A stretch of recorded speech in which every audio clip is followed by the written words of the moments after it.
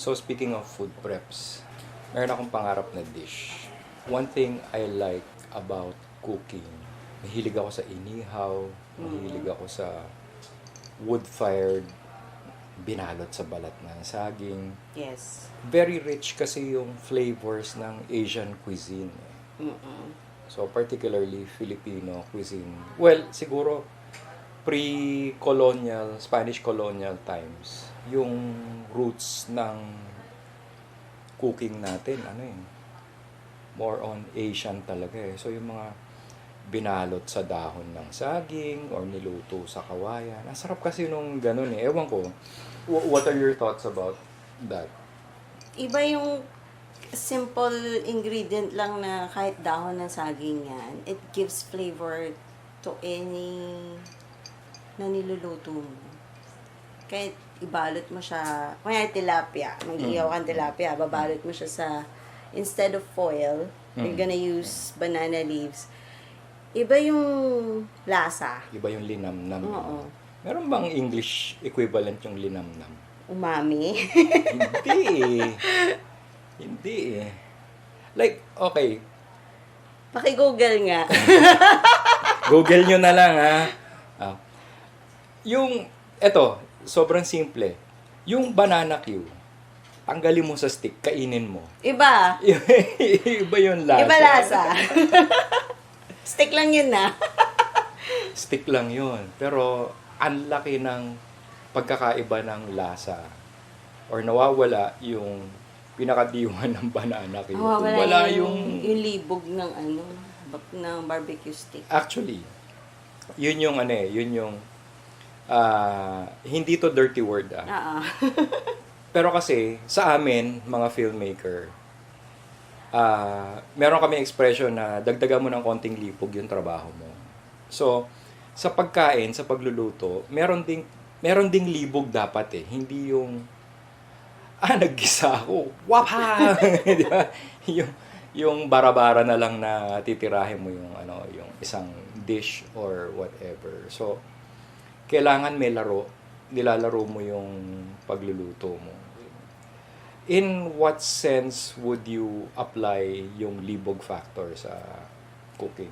Siguro yung may gigil ka, lalo na yung mga first time mo siyang gagawin, gigil ka ng iba yung expectation sa reality ng pagkatapos na.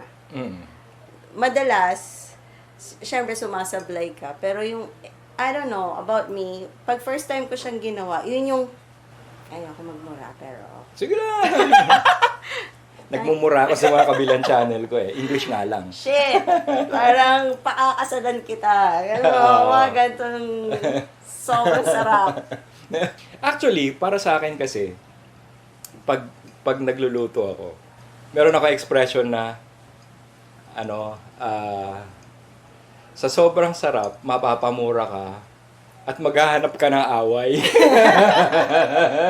Hindi mo, pag ako nagluluto, gusto ko yung pag tinikman ko po, tangina, sino matapang dyan? Ganon yung trip ko pag nagluluto. Gusto ko, ganon yung end result ng, in terms of flavor, in terms of the wow factor. Because, let's face it, when you're cooking to impress. Wag na nating magpakatotoo lang tayo. Hindi yan yung nagluto ka, niluto mo lang, kumbaga, might as well naglaga ka na lang ng tubig or naglaga ka ng itlog. Pero, if you take the time and effort to cook, naghahanap ka ng validation eh. Naghahanap ka ng wow factor. Let's face it, yun lang talagang totoo eh. So, para sa akin, talagang, pag natikman niya yung luto ko, tangina, maghahanap ka ng away. Yun yung gusto ko epekto ng ganon yung epekto na, or pag tumikim ako ng luto ng iba, yun yung hinahanap kong yun yung hinahanap kong end result. Yeah. Or sometimes yung nakain mo, kahit hindi ikaw yung nagluto, yung mababalik ka dun sa certain period ng buhay mo na siguro luto to ng nanay mo, luto to ng lola mo, bigla mo maaalala yung happy moments, happy times. Yun yung isa pang mga key indicators ko na, ay, masarap to. I think that's what's called the happiness anchor. Food has a certain way of bringing back memories. Yeah. For example, sa akin, ang happiness anchor ko is Baguio Longganisa. Why? Because I believe ito yung roots nung The Dirty Kitchen talaga Kasi yung bahay namin dati sa Baguio, merong kusina doon na talagang nasa ilalim lang ng bahay, palayok yung pinaglulutuan, and then mga cast iron na skillet. Cast iron. Oo. na. Tapos, I remember waking up one morning, bumaba ako sa silong ng bahay. Ang una kong nalanghap ay yung amoy ng Baguio Longganisa. So, forever kong happiness anchor yung amoy ng longganisa, Baguio Longganisa. So, pag nakakatikim ako or pag ako namamalengke, I always go for, kasi walang Baguio Longganisa dito, pero merong longganisang Ilocos. Yun ang lagi kong hinahanap. Versus yung matamis na either Kapampangan or Bisayan blend ng longganisa. So, happiness anchor, yun yung isang naalala ko doon. For you, anong happiness anchors mo?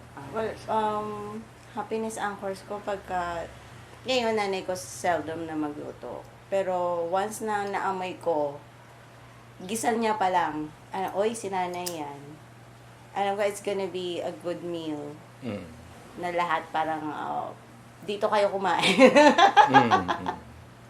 Pero ang pinaka-favorite kong ginagawa niya is laing. The best. Dinuguan niya. Although ako, gumagawa na rin ako sarili ko na version ng dinuguan. Siya on the sweeter side. Ako yung maasim na side. There was a time, kami, dinuguan cook-off. Ang judge namin yung tatay ko. Nanalo si nanay. Sarap magluto nanay. Yun, which reminds me, di ba? Yung pa yung isa. Parang, pag nagluto ka, alam mong masarap yung niluto mo. Malakas loob mo mag-aya, di ba? Mayabang ka May yabang factor di ba? Parang, sarap ng luto. Ay, dito! kain tayo, di ba? Ang lakas ng loob mong mag-aya. Yun yung, yun yung isa sa mga characteristics natin mga Pilipino na it goes beyond food which is why, para sa akin, natatabangan ako sa mga cooking show as strictly a cooking show because it highlights only the dish but not the story behind it. Not wala yung mga yabang factor, wala yung mga pride na nakapag-create ka ng isang dish na sa sobrang proud mo, hoy, alim mo na kayo at makaihi. Diba? Yun yung isang what I believe is a unique trait among Filipinos. Yung hospitality natin is often measured in food. Yes. Walang ibang walang siguro inuman, pero nothing brings people together better than food. Hindi yan gaya ng in other cultures siguro magkakaroon sila ng sabihin na natin handaan. Pero it's more of, halimbawa galing ako nakita ko sa Amerika na maghahandaan, pero it's more on para lang may ginagawa kayo, para lang may excuse kayo na pumunta dun sa kapitbahay niyo. Pero dito sa atin kasi naghahanda tayo specifically to bring people together. Yeah. Yun yung Tsaka kahit na walang handa, for example, bigla ka lang may bisita, ang unang tanong palagi, kumain ka na? Diba? Part ng culture natin yung, kumain na ba kayo? Hindi ka mustahan kumain na ba kayo? Kahit ang niluto mo lang, pagkain nyo lang sa bahay, simpleng pantisan lang, yung mga gano'n. You'll still offer yung mga bisita nyo na you're gonna ask, kumain ka na? Kahit na halos wala ka nang nakahain. Eh, no? Wala kang mabibigay. Wala ka namang ibibigay, pero mag-aalo ka pa rin.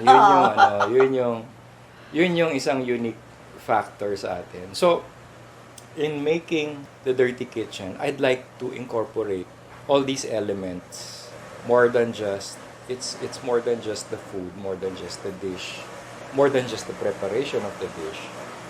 But may dumadaan na trend.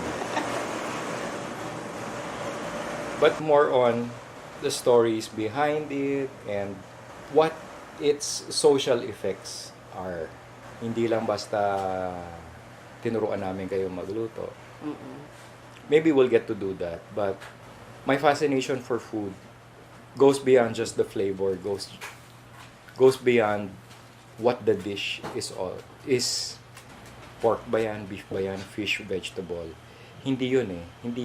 Medyo mas malalim pa yung hinahanap ko. Kasi sabi nga natin, hindi naman lahat ng magaling magluto ay nakapag-aral.